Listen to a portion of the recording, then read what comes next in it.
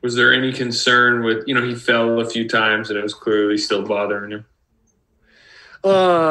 Yeah, I mean, with about 5 minutes left, when I took him out, I went over and checked with Rick because I saw him talking to Steph, and Rick said he's fine, and if you want him to play a few more possessions, no problem. But I think we were up 16 at the time, 18, and so we decided to take him out and got him out early, and so he's in the training room now. But he said he feels fine.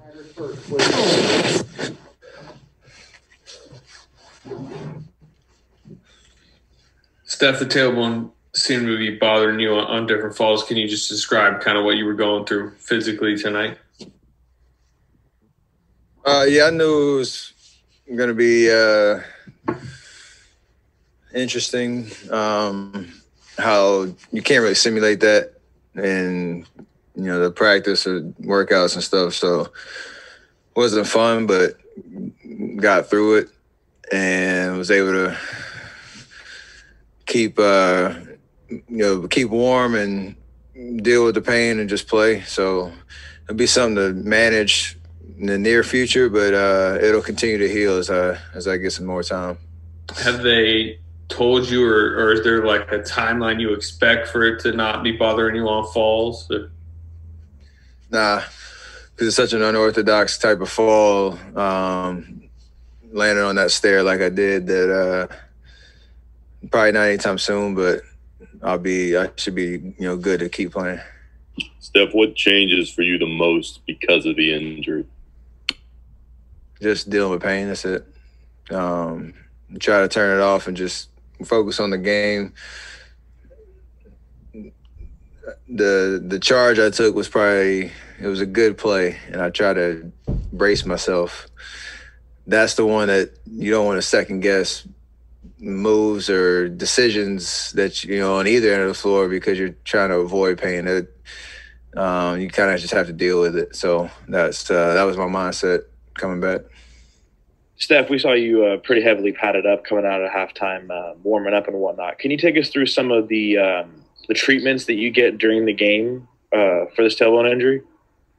Those are just hot packs just to try to stay warm. And you see a lot of guys' knees, quads, me, my tailbone, backs. Everybody's got different kind of,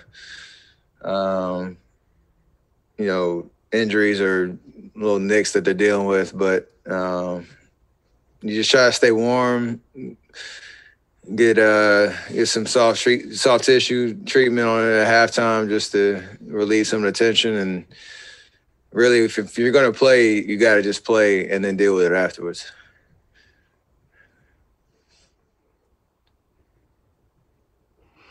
Ken, were you guys nervous at all when Steph was falling on that tailbone? I mean, he's very in tune with his body. I mean, the guy puts in hours upon hours of working the weight room on the floor, making sure he's moving properly.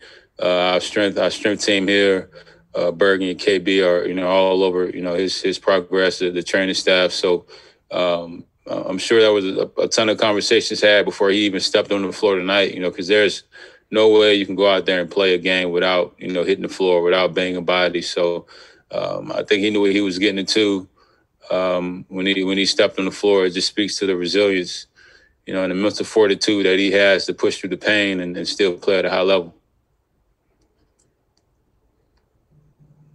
Have you ever hit your tailbone anywhere near like he did? Yeah, I had a crazy fall. 2016 maybe. We're playing the Cavs in Atlanta. I was driving to my left hand. I got undercut by LeBron James. You can look it up. It was a pretty nasty fall.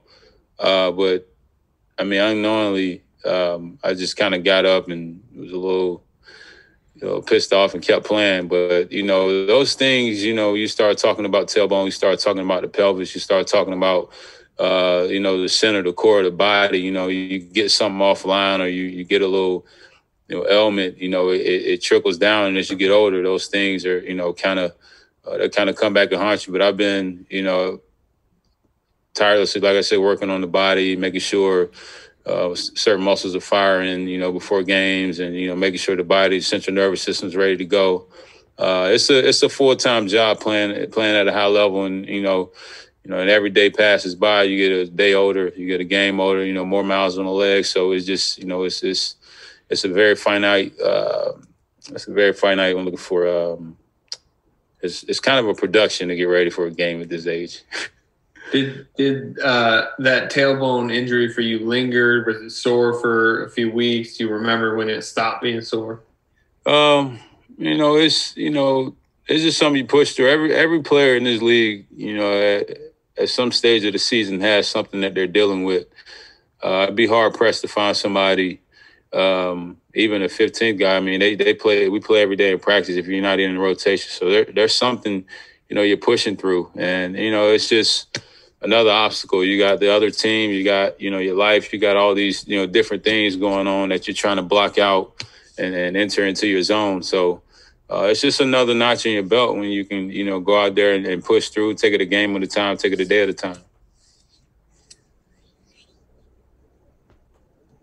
I just looked at that video of that fall, and that was actually kind of scary. Yeah, nice. It was crazy. And it kind of lit a fire up under me though. I was super duper angry at the play. But it's in the past, and you move on from it. But yeah, it was scary being up there. But one thing I learned early on, never put your hands down. So you got to take the fall with the bod. Kent, were you surprised at all to see Steph taking a charge? Nope. We talking about the ultimate competitor, a guy that wants to win, a guy that's going to do whatever he can to help his team win. And we were actually on a run at that point in time. It was a very pivotal time of the game. And for him to do that, I mean, he fell in slow motion, which is even more impressive. He kind of sat there and waited for it. But, the focus, we probably had the whole world counting how many times he hit the floor tonight. But like I say, it just goes to show, what we're actually witnessing. And I think, 10 years from now, we're going to look back and, I think we all need to take the time now to really appreciate, what he's done over the last, 10, 12 years. I mean, everything he's been through. I mean, we look at, the product, the finishing product when he goes out and plays, but just his impact on life, his impact on, players in his locker room, how he uplifts everyone, how he, pushed through the night.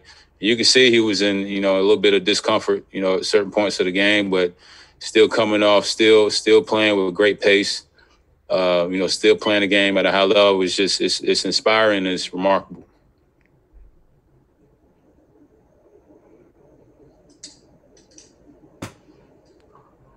All right. Thank you. Appreciate it. Right. That's it for tonight. We will not have a practice tomorrow. We fly to Miami. We have practice, I believe, at noon Miami time on Wednesday. And so that's 9 here. So I'd assume sometime around 2 Miami time. It's at 11 here. We'll do some media, but you'll get an email tomorrow with more of an exact time and who it'll be. So call or text with any questions. Our flight's at noon tomorrow, so you can reach me anytime before noon. Thank you. Thank you.